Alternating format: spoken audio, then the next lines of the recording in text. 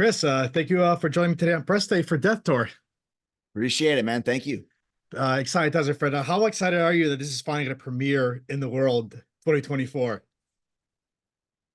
I mean, I'm really excited. It's the first documentary that I've ever had premiere at such a prestigious film festival like Slamdance.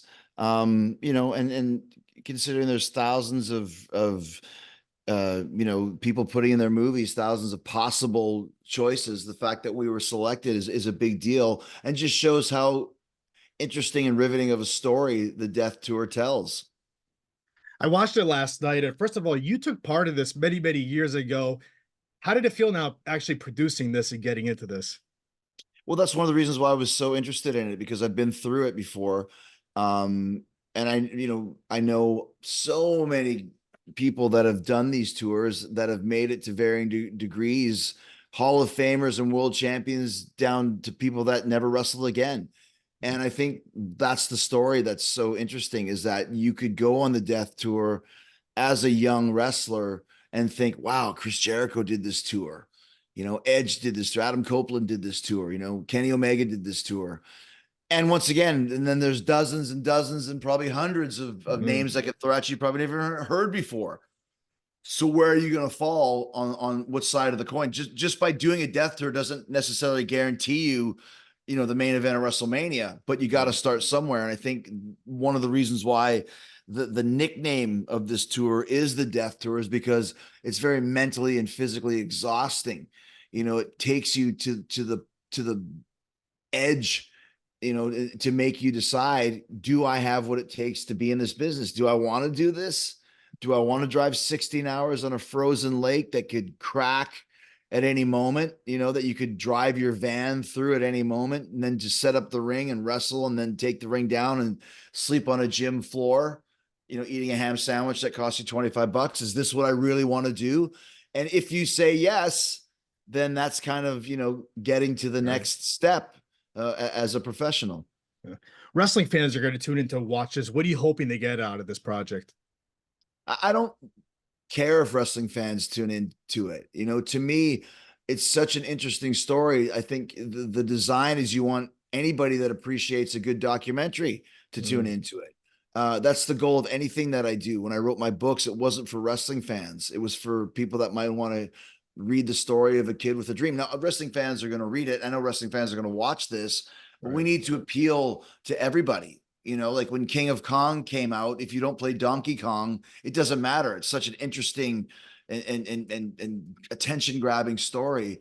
And I think we have that with the Death Tour. There's some stories in here, that'll make you laugh and literally will make you cry as well. The personal reasons why some of our guys and girls got into the business itself. So yeah, we're talking about this wrestling tour, but there's so much more behind it. Just like there's so much more behind the people that play the characters that you watch on TV. And that's the story that we wanted to capture. And we did. Tony Candello, he's like the father figure of this family. I want to call this a family pretty much in the beginning. It is. Yeah. What's your, the relationship with you and him?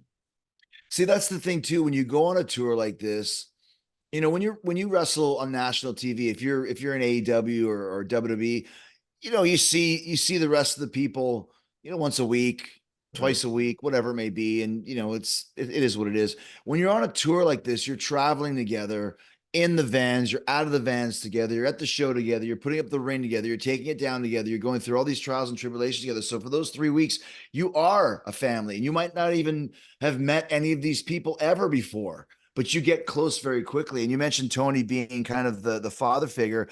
I'd say more like the crotchety old uncle that gets drunk and gets angry every Christmas. I mean, that's Tony. And the thing is, like, Tony is the last of literally a dying breed of the local promoter. He doesn't just do death tours. That's kind of his cornerstone, but Tony's been promoting in all seasons all across Canada for 50 years as well.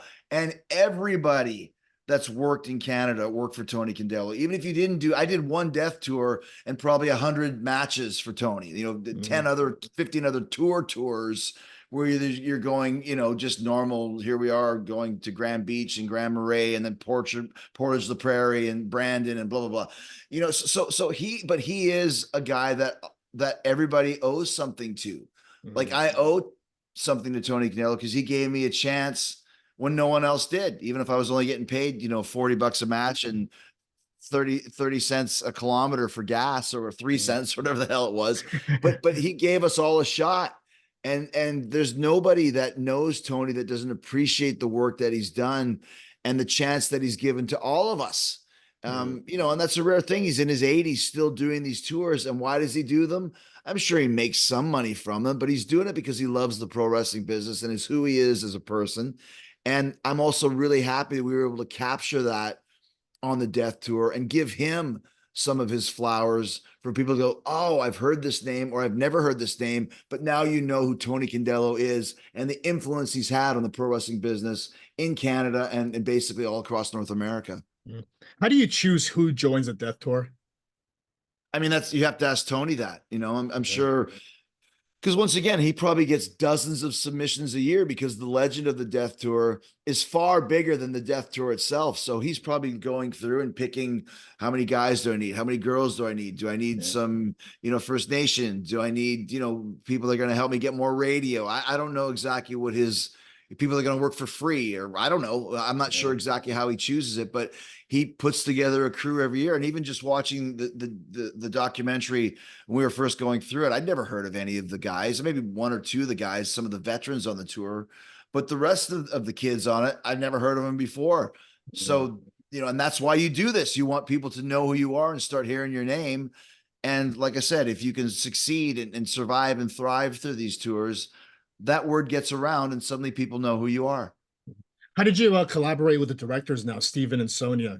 Did you guys bounce any ideas off each other while you're filming that's this? kind of what that's kind of the idea of being the executive producer, when they had a vision for the movie and I had a vision for the movie, and you kind of compromise. There's some ideas I had that they went for, some ideas I had that they completely didn't go for, and vice versa. And I think that's part of the creative process. If it was just my vision, it would have been a completely different movie. If it was just their vision, I think it would have been 25% different, and then once I realized, okay, they have a vision that they're working on, let me try and help shape that vision into something that's going to make it broader. And I think we were able to do that. I think it was a great collaborative process. And that's one of the reasons why they brought me on as the EP in the first place, is they wanted kind of my take on it. And we were able to get a lot of really cool moments and expand on some stories that were very short, cut down some other stories that were very long, and create a very riveting, easy to watch, fast flowing movie. Now that you've gotten a little bit of taste of this, do you want to try to get your hands on more projects like this? Yeah, I mean, this is the second documentary I've produced, and we just went to Vietnam to produce another documentary.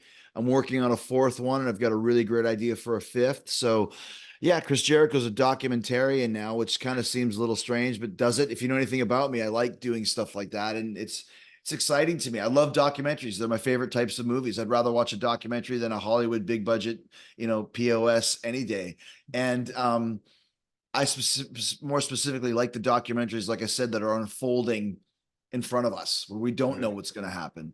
That to me is very exciting. If you can capture that magic on film, you've got something special, and that's what we have with the Death Tour.